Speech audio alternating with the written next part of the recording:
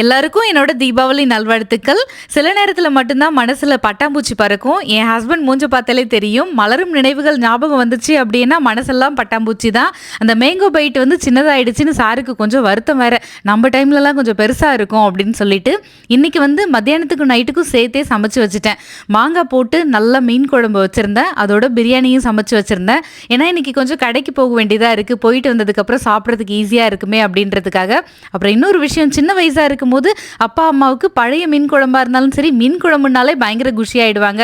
அதோட அர்த்தம் இப்பதான் புரியுது. எனக்கும் என் ஹஸ்பண்டுக்கும் நேத்து வச்ச மீன் குழம்பு அப்படின்னா ரொம்ப பிடிக்கும். கடைக்கு போன இடத்துல டிஷ்யூ பேப்பர் வாங்குறதுக்கு ஒரு லெசனே என் ஹஸ்பண்ட் எடுத்தாங்க. இதெல்லாம் நான் லாங் வீடியோல உங்களுக்கு நான் ஷேர் பண்றேன்.